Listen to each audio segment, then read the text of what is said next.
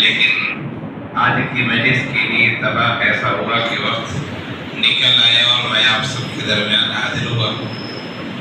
وقت کم ہے اور ہمارے سامنے دو طرح کے لوگ ہیں، علماء کرام تو خود اصحاب علم و فضل ہیں، لیکن ہمارے سامنے دو طرح کے لوگ ہیں۔ ایک تو عزیزان گرامی ہیں، طلبہ عزیز ہیں، امت کے نونہالات ہیں، اور دوسرے وہ ہیں جو ان کے سرپرست ہیں، ان کے والدین ہیں، ان کے گارجین ہیں۔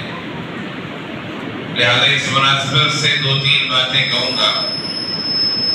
پہلی بات تو یہ ہے کہ دیکھیے، والدین اور سرپرست کے ذمے کچھ چیزیں ہوتی ہیں جو ضروری ہیں، اولاد کے لیے انہیں کرنا فرض ہے، واجب ہے۔ ہم اپنے اولاد کے لیے اس طرح کپڑے کی فکر کرتے ہیں کہ اپنے بچوں کے بدن کو ڈھانپا جائے، کپڑے پہنایا جائے۔ ہم اپنے بچوں کی غذا کی فکر کرتے ہیں کہ انہیں کھانا کھلایا جائے، بھوکا نہ رکھا جائے۔ ہم ان کی اور بھی دیگر ضروریات کی فکر کرتے ہیں، وہ بیمار پڑ جائے تو ہم اپنی حیثیت کے لحاظ سے اچھے ڈاکٹر سے علاج کرانا چاہتے ہیں، میرا بچہ اچھا ہو جائے۔ جس طرح جسم کی ضرورتوں کی ہمیں فکر رہتی ہے کہ بچہ اچھا کھائے، اچھا پہنے، اچھی صحت کے ساتھ رہے، یاد رکھیے اس سے کہیں زیادہ ضرورت ہے کہ ہمارے بچے کے اندر ایمان راسخ ہو جائے۔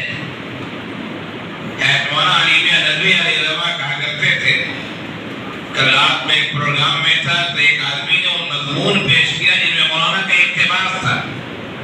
مولانا فرمایا کرتے تھے کہ تم عید میں اپنے بچوں کے نئے کپڑے مت بنواؤ، عید میں اور رمضان میں کھانے کی فراوانی نہ کرو، لیکن اگر تمہارے بچوں کے ایمان صحیح نہیں تو اس کے لیے مکاتب قائم کرو، چھوٹے مدرسے قائم کرو۔ ہم مسلمان ہیں، ہم آقا نامدار احمد مصطفیٰ محمد مصطفیٰ صلی اللہ علیہ وسلم کی امتی ہیں۔ ہمارے لیے ضروری ہے کہ ہم خود بھی سچے پکے مسلمان رہیں اور اپنی اولاد کو بھی ہم مسلمان بنانے کی پوری کوشش کریں کہ ہماری اولاد اسلام کی حالت پر رہے۔ حضرت یعقوب علیہ السلام وہ نبی ہیں جن کی اولاد میں بھی انبیاء ہیں، جن کے آباء و اجداد میں بھی نبی ہیں، لیکن حضرت یعقوب علیہ السلام کی وفات کا وقت قریب آ رہا ہے۔ انہوں نے اپنی اولاد کو جمع کیا اور جمع کر کے پوچھا، ما تعبدون من بعدی، سورہ بقرہ میں اس کا تذکرہ موجود ہے۔ وَإِذْ حَضَرَ يَعْقُوبَ الْمَوْتُ أَمْ كُنْتُمْ شُهَدَاءَ إِذْ حَضَرَ يَعْقُوبَ الْمَوْتُ، کیا تم اس وقت حاضر تھے جو حضرت یعقوب علیہ السلام کو موت کا وقت آیا تھا، جب وہ مرض الموت میں تھے، جب انہوں نے کہا تھا ما تعبدون من بعدی، میرے بچوں میرے بعد کس کی بات کرو گے؟ سبوں نے کہا کہ ہم اس رب کی بات کریں گے جس کی عام عبادت کرتے ہیں، ہمارے آباء و اجداد عبادت کیا، وہ الہ واحد ایک رب ہے۔ وہ تو اپنے اولاد کی اسلامی تربیت کیسے کرنا ہے؟ میں یہ نہیں کہہ رہا ہوں کہ آپ اپنے اولاد کو عالم مفتی بنائیں، یہ نہیں کہہ رہا ہوں۔ یہ عالم مفتی بننا ہے تو ہائی اسٹیج کی بات ہے، یہ تو بہت اوپر کی بات ہے، اس کی بہت فضیلت ہے، لیکن میں وہ بات کہہ رہا ہوں کہ جو ہر مسلمان کے لیے ضروری ہے، اور وہ بات کیا ہے؟ اتنا دین سیکھنا کہ جس سے ہمارا ایمان، ہمارے عقائد، ہماری نماز، ہمارا روزہ، ہماری زکات، جو بنیادی چیزیں وہ صحیح ہو سکے، یہ ہر مسلمان کے لیے فرض ہے، واجب ہے۔ عالم علماء بننا، مفتیان کرام میں شامل ہونا، یہ تو بہت اوپر کی چیز ہے، بہت اونچی چیز ہے۔ وہ حکم کے لحاظ سے فرض کفایہ ہے، وہ سب کے لیے ضروری نہیں ہے۔ ہمارے مسلم سماج میں چند لوگ اگر عالم ہو جائے، چند لوگ مفتیان کرام ہو جائے تو وہ کافی ہے، سب کے لیے ضروری نہیں ہے، لیکن سب کا صحیح مسلمان ہونا ضروری ہے۔ میں نے وہ حدیث پڑھی، اللہ کے رسول صلی اللہ علیہ وسلم نے ارشاد فرمایا، ادبوا اولادکم علی ثلاث خصال، اپنے اولاد کو ادب سکھاؤ، ان کی تربیت کرو، ان کی تعلیم دو تین چیزوں پر۔ فرمایا کہ حب نبیکم، اپنے نبی کی محبت کا ادب سکھاؤ اپنی اولاد کو، اور فرمایا حب اہل بیتی، نبی کے گھر والوں یعنی اہل بیت کی محبت سکھاؤ اپنی اولاد کو۔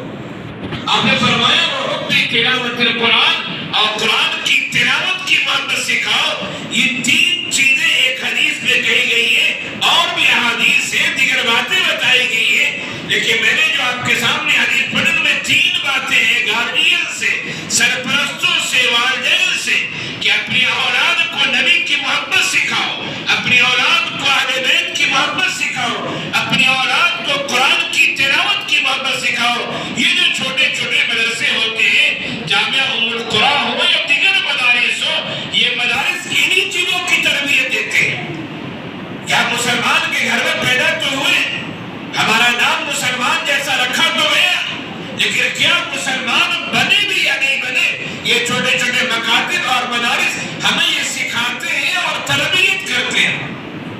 آپ غنیمت سمجھیں اس مدرسے کو، جیسے مدارس کو آپ غنیمت سمجھیں کہ آپ کے علاقے میں، آپ کی مسجد میں، آپ کے محلے میں، آپ کی کالونی میں کوئی عالم آیا ہے اور وہ دین کا چراغ جلا رہا ہے، یہ ایک احسان کر رہا ہے پورے سماج پر۔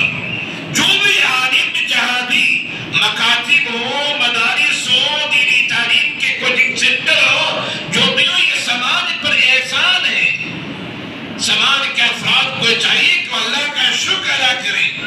کتنے گھرانے ایسے ملیں گے آپ کو جہاں قرآن پڑھنا بھی کوئی نہیں جانتا ہے، کتنے لوگ ایسے ملیں گے آپ کو کہ نمازیں تو پڑھتے ہیں وہ، لیکن ان کا قرآن سن لیجیے تو قرآن صحیح نہیں پڑھتے، حالانکہ 10 سالوں سے نماز پڑھ رہے، جب ان کا قرآن ہی صحیح نہیں تو نماز صحیح کہاں ہوگی ان کی۔ تو ان مدارس کو غنیمت سمجھیے، اور مدارس کا تعاون سب سے پہلا تعاون کسی مدرسے اور مکتب کا یہ ہوتا ہے، یاد رکھیے کہ ہم اپنے آپ کو اور اپنے اولاد کو، اپنے بچوں کو ان مدارس اور مکاتب سے جوڑ دیں، یہ پہلا تعاون ہے، یاد رکھیے۔ ہر گھر کے افراد کو چاہیے